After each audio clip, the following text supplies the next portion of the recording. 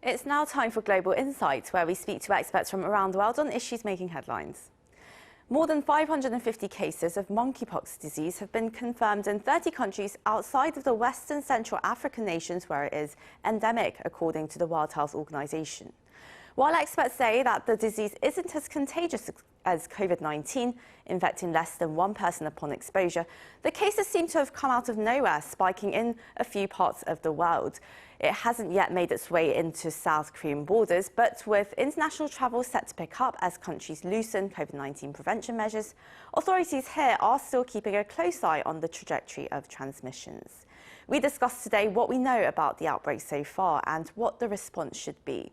For this, we have joining us today Dr. Bharat PANKHANIA, Senior Clinical Lecturer at the University of Exeter Medical School, and Dr. Seung-taek, Virologist of Zoonotic Virus Lab at the Institute Pasteur Korea. A very warm welcome to you both. And Dr. PANKHANIA, thank you so much for joining us at very early hours in the UK. We really appreciate it. And well, first off, there seem to be two major strains of monkeypox, the West African variety and the Central African variety. So could you tell us about their characteristics and, of course, which one is more dangerous? So they're both part of the pox family of viruses.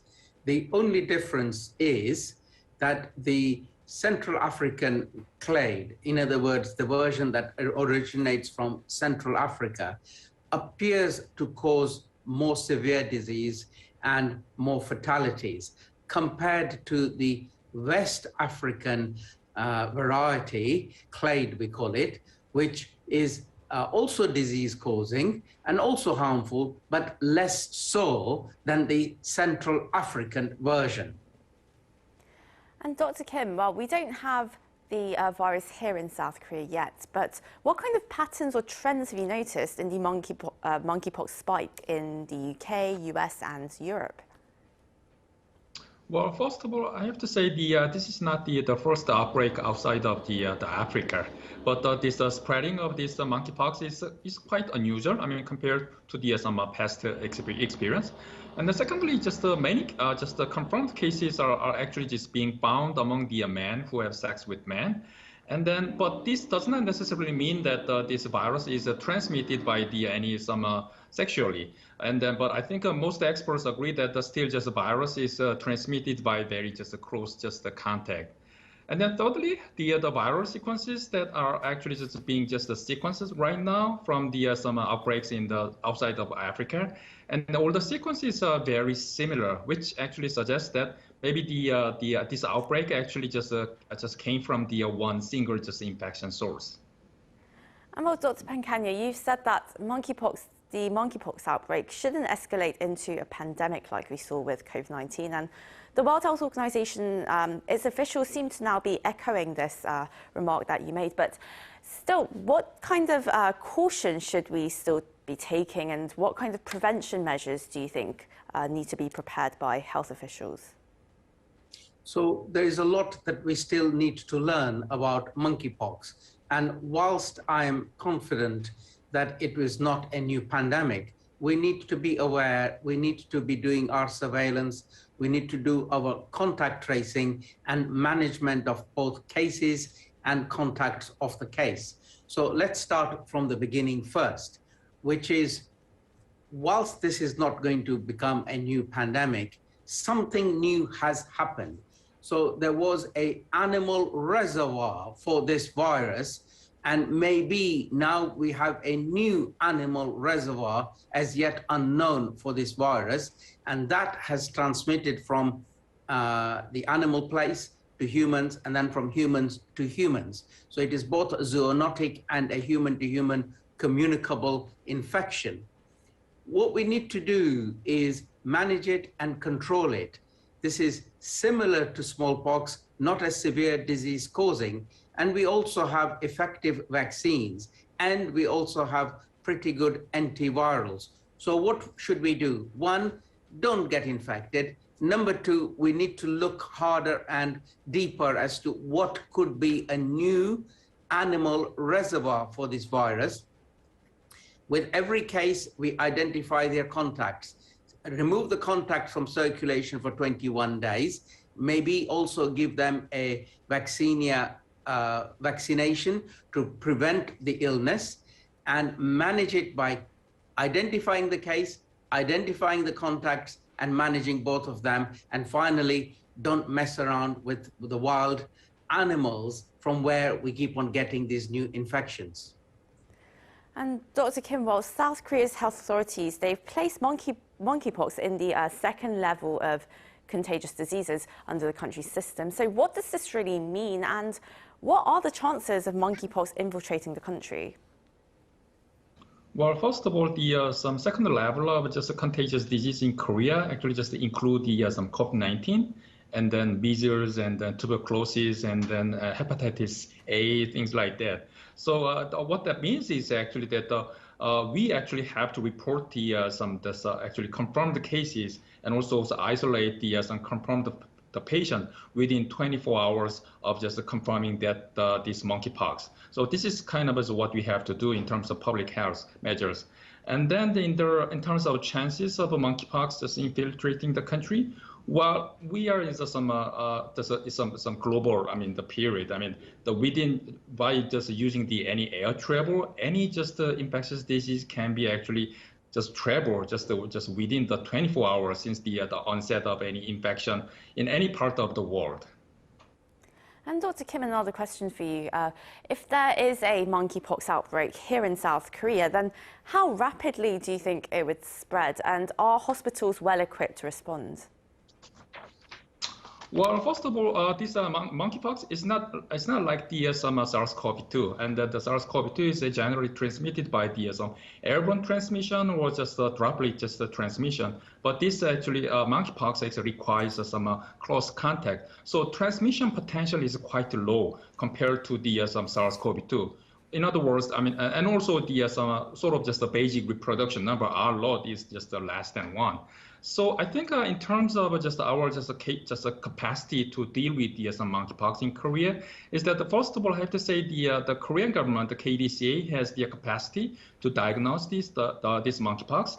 And according to some press release from the company, that the Korean, also one of just some private Korean company also developed the diagnosis system for this monkeypox. And Dr. PANKHANIA, well, it's the monkeypox is supposed to be an endemic in some African countries, and well, does that mean that monkeypox will fade away or die out eventually? And really, how should we reduce transmissions, particularly at this time where many countries are enjoying summer festivities, holding all sorts of concerts outdoors and festivals? So as we have an animal reservoir for this virus, it is very, very difficult to eliminate it from planet Earth, because how do you do it? You could immunize the world's population, but there is still an animal reservoir. So the thing to do is to stop it going from one animal reservoir, as we don't know which one it is, most probably rats or similar, to another animal reservoir, which we still don't know, and keep it contained in the animal kingdom. Then the second line comes in, which is, are we going to get more of this? Well, if we don't get infected, then there is no virus and we can continue with our lives as normal. So what we do need to do is have that awareness, looking out for it, monitoring it, removing people from circulation, and immunizing people. I'm afraid we cannot eliminate it, but what we can do is subdue it, control it, and keep it under control like we have done for the last 40, 50 years. And Dr. Kim, well, once you do get monkeypox, though, how does a person recover from it? What kind of medical attention should they seek? Well, as of now, the monkeypox is sort of just endemic, especially some West Africa, and those countries and those areas. Does most of the measures that being taken right now is mostly just a supportive care, and not using any just specific antivirals. But I think there are some things that we can use in terms of just preventing, also some treating the monkeypox. And then for the in terms of the antivirals, now the Cidofovir and then Cidofovir, this is kind of just the antiviral that were actually used for cytomegalovirus infection. And then another drug is tecovirimat, and then this is also just one of the drug that you can actually try. And then lastly, some vaccinia, just immunoglobulin. And then these three are actually just sort of just suggested just the treatment options by the CDC and others.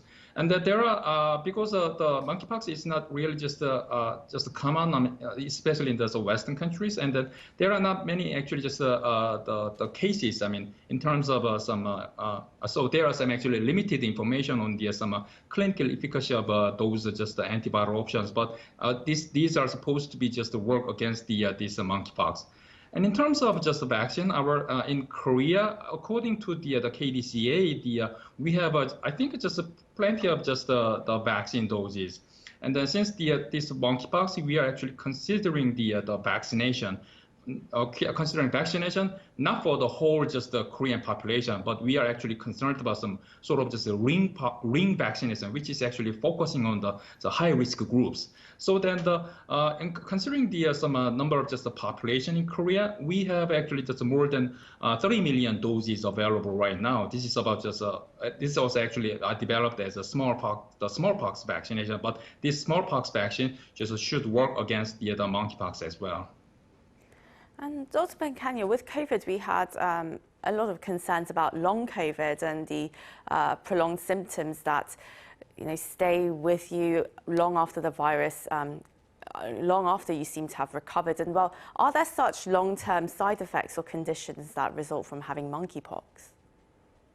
No, we are not aware of this. However, unfortunately, some people can have scarring where they have those macule, papule, pustules, those little boils that develop on the periphery, which is face and arms. So if they get secondarily infected, you can be left with scarring. So as far as we know, we're not aware of what we would call long-term COVID-like symptoms. In other words, generally left unwell after the infection. But there is, unfortunately, can be, in some people, scarring after that infection. And Dr. PANKHANIA, while public health advisors like yourself are reassuring people that monkeypox won't be the new COVID-19, there still seems to be a very heightened sense of fear, not helped by some media sensationalism. And well, what then should be the public messaging on monkeypox at this point? Well, it is always good to inform, educate, and advise the public. An educated public is a better able public to deal with the news and what they need to do. And then politically, what we do need is this action to control it, especially from the animal interface to the human interface. What is going on? Have we got a new animal reservoir? Is this new animal reservoir then infecting humans? And we should, of course, ramp up the manufacture of the vaccines in case it is needed in several places for several interest groups, like our colleague has just mentioned. So at the moment, we keep calm, but we need to be watchful. We need to find out what this animal reservoir is and then do something about it. In the meantime, also cooperate. That no infection stays in one country. So we need to cooperate globally to control something that can become a global issue. My last question to you, Dr. Kim, what kind of global coordination or cooperation do you hope to see in terms of keeping these diseases contained? That's to you, Dr. Kim. Oh, yeah. Basically, I think in terms of this kind of some global just outbreak, we need some coordination, especially we need to just identify the source, the origin of these monkeypox just outbreak, and also we need share the sequence information. And then so one of the actually just concerns among the scientists is that, well, there are still just things that are not unknown at this moment, and then although the chances are pretty small, but then we are also concerned about whether there is any kind of just a mutation just occurring this monkeypox just about the viruses. So that in that kind of the question, we need some coordination among the the scientists along the entire global globe. Yeah. Well, I'm afraid we'll have to leave the discussion here for today, but that was Dr. Bharat PANKHANIA, Senior Clinical Lecturer at the University of Exeter Medical School. Thank you again so much for joining us at such inconvenient hours in England. And Dr. Seung-taek, Virologist of the Zoonotic Virus Lab at the Institute Pasteur Korea. Thank you so much, both of you, for joining us this morning. Thank you. Thank you.